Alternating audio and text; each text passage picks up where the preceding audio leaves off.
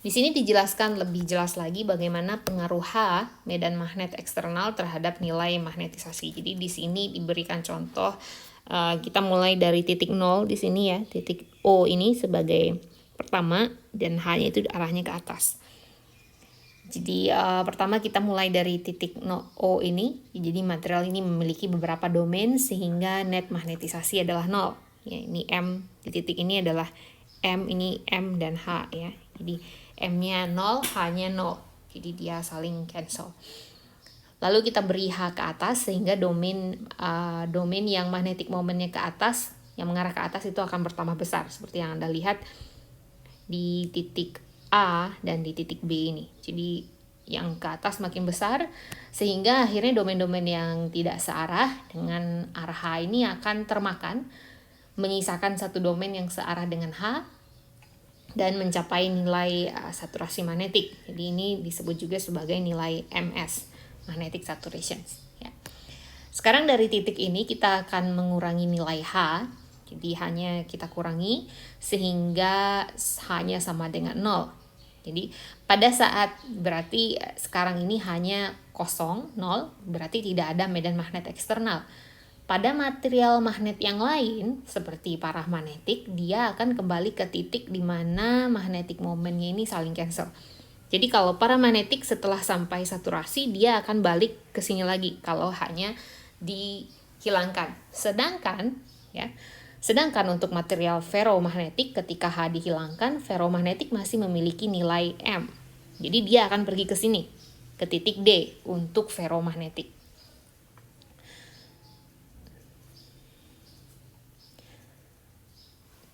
Jadi dia masih memiliki nilai M karena domain yang paling besarnya itu masih ada walaupun muncul domain yang kecil-kecil tapi ukurannya masih tidak saling cancel, bisa Anda lihat di sini. Ya.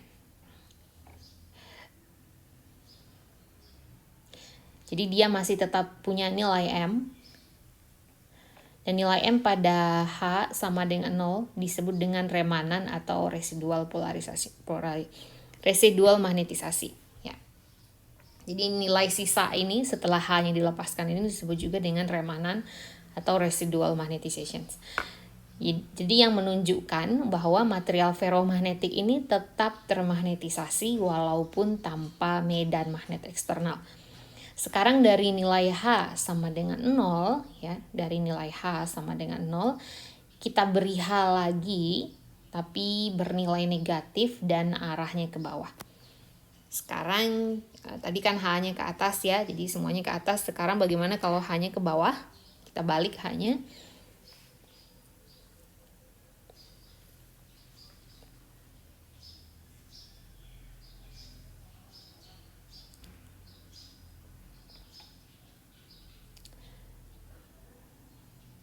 Jadi H-nya ke bawah sehingga domain yang arahnya ke bawah itu akan tumbuh lagi. Jadi kita akan sampai di mana kalau kita lakukan ini ya, kita akan sampai di mana satu titik nilai H yang diberikan ini.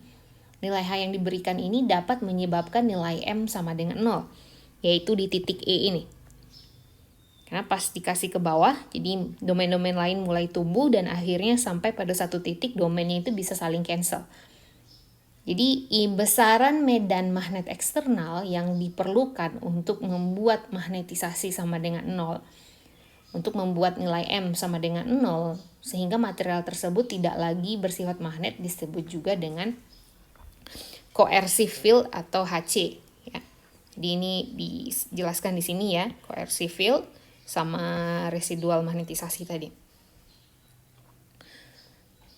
Nah, dari titik MR ke titik HC ini, dari MR ke HC ini ada disebut juga dengan proses demagnetisasi, yaitu proses menghilangkan demagnetisasi, yaitu proses menghilangkan sifat magnet dari sebuah material. Itu salah satu caranya dengan memberi medan magnet eksternal atau H. Kalau nilai H yang ke bawah ini kita perbesar lagi, maka kita akan sampai di titik di mana magnetik saturasi lagi ya. Kita akan sampai di MS lagi di sini. Di titik ini akan dicapai bahwa semua magnetic dipolnya mengarah ke bawah ya. Nah, kalau hanya kita kurangin lagi, nih kita jalan ke sini sekarang, jadi kan tadi ke bawah sini. Kita jalan ke sini, maka akan dicapai juga nilai MR ya, tapi negatif MR-nya. Dan kalau kita teruskan lagi ke arah sini, jadi kita balik lagi di sini hanya ke atas lagi sekarang, maka yang di atas akan tumbuh.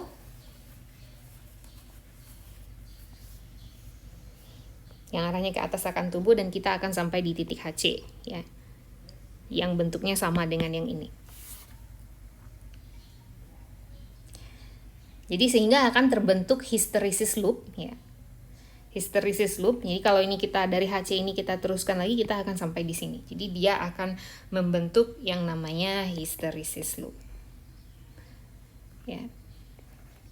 Yang tadi yang kita lihat di slide sebelumnya ini. Ya, sama dengan ini.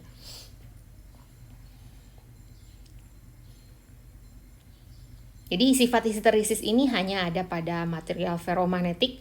Ya, ferromagnetik ini memiliki sifat histeresis. Ferromagnetik ini memiliki sifat histeresis, sedangkan material paramagnetik itu tidak punya sifat histeresis. Paramagnetik ya. Jadi paramagnetik setelah sampai di saturasi dia akan balik lagi ke nol. Sedangkan ferromagnetik dia malah jalan ke sini dan membentuk histeresis kalau kita ganti-ganti hanya seperti ini. Jadi di slide ini dijelaskan apa yang sudah kita bicarakan di slide sebelumnya, silahkan dibaca.